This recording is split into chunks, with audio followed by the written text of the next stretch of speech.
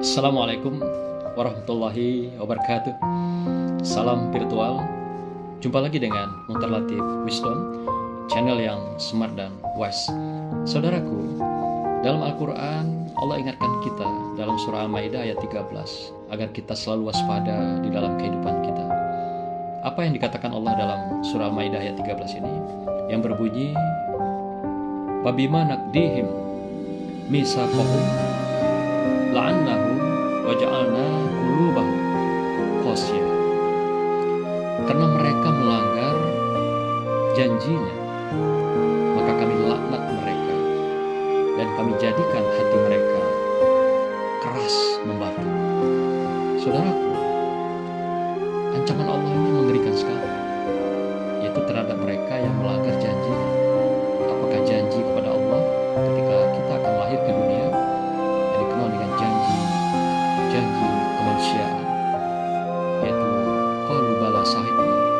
Kita berkata, ya Allah, kami akan hidup bersama dengan sami'na wa ata'na. Tetapi apa dalam realita setelah kita lahir, karena kita hidup bukan di dunia yang vakum, yang hampa, sehingga berbagai dinamika pesona dunia turut melarutkan, melupakan, dan melenakan kehidupan kita semua, sehingga kita lupa dengan janji-janji kepada Allah ini. Maka itu dalam Al-Maidah 13 ini Allah ingatkan betapa marahnya Allah, betapa Allah menagih janji itu, dan bagi mereka yang ingkar dengan janji-janji itu, Allah berikan dua hal yang merupakan pengingat bagi kita semua. Yang pertama, Allah laknat kita. Yang kedua adalah Allah jadikan hati kita membatu.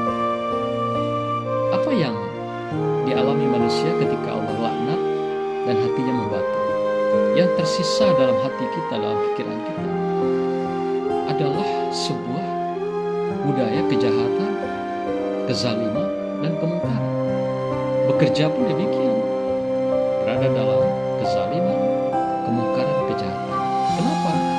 Dalam posisi dilaknat oleh Allah, dalam posisi hati kita dibatukan oleh Allah, dibekukan, ditutup keindahan, ditutup cahaya-cahaya kebenaran, ditutup berbagai cahaya-cahaya kebaikan. Yang tersisa yaitu kejahatan, kemungkaran, kezaliman. Oleh karena itu beberapa mufassirin memberikan beberapa indikator, ukuran atau parameter bagi mereka yang berada dalam laknat Allah, berada di dalam suasana hati yang membatu ini.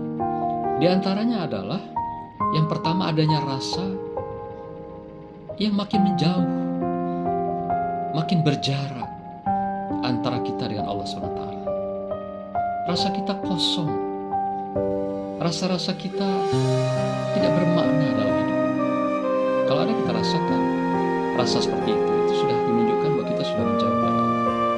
Yang kedua, adanya rasa yang terpisah, adanya jurang pemisah antara kita, antara hati kita dan pikiran kita dengan Allah SWT, sehingga kita malas berzikir, malas melakukan berbagai kegiatan-kegiatan yang mendekatkan diri kepada Allah SWT. Sehingga dengan cara-cara demikian kita merasa makin tidak menentu, makin menjauh, makin merasakan resah dan gelisah ketika kita dilaknat dan hati kita membatu di hadapan Allah SWT.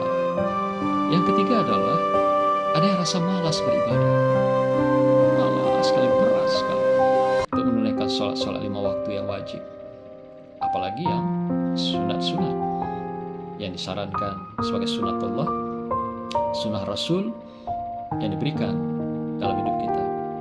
Yang keempat adalah adanya rasa malas, enggan kita menuju rumah Allah.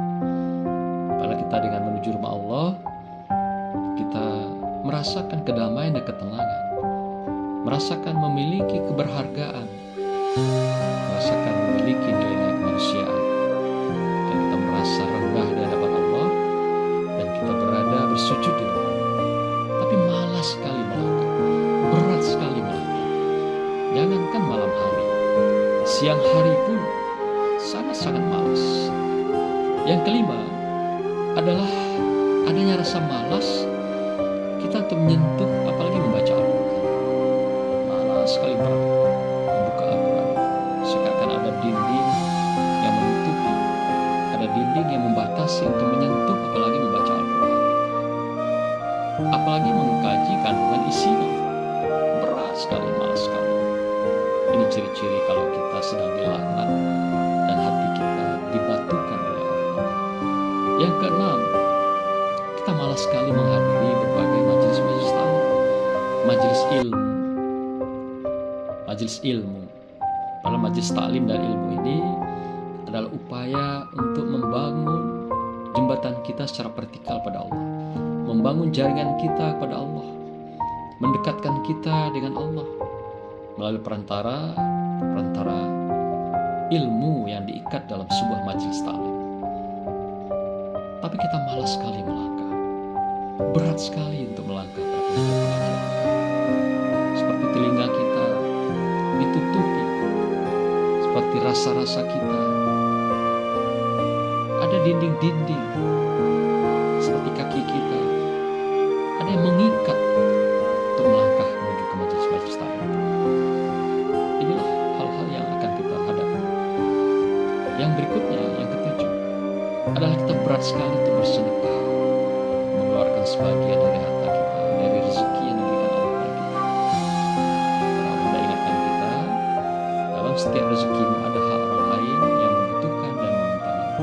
Keluarkan sedekahnya, zakatnya, wakafnya, dan berbagai hal yang terkait dengan rezeki yang kita peroleh, dan juga hak orang lain yang ada pada diri kita.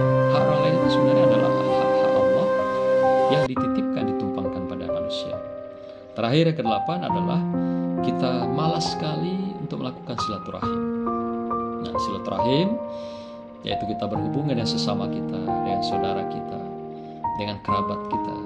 Pada kata Rasulullah, barang siapa yang menjaga silaturahim ini akan dipanjangkan umurnya, disehatkan badannya, lahir batin, kemudian lagi dimudahkan rezekinya. Tapi berat sekali kita untuk menunaikan silaturahim. Nah, inilah Bapak Ibu sekalian, inilah saudara yang mana dikatakan tadi oleh Allah, apabila kamu dilaknat dan hatimu membatu, maka 8 hal ini akan kita alami dalam hidup kita.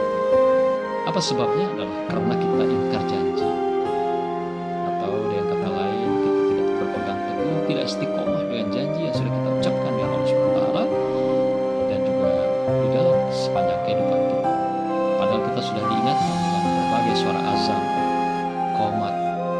Itu adalah maksudnya mengingatkan janji kita, mengingatkan persaksian kita, mengingatkan berbagai hal yang terkait dengan ikatan-ikatan kita dengan Allah SWT dan juga dengan Rasulullah SAW sebagai uswah kehidupan kita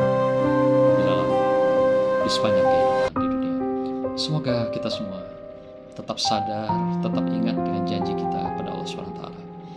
Jangan sampai Allah laknat kita, jangan sampai Allah bekukan hati kita menjadi membatu gara-gara kita ingkar janji, lupa janji, lalai dengan janji kita, padahal sudah diingatkan setiap saat di sepanjang kehidupan kita.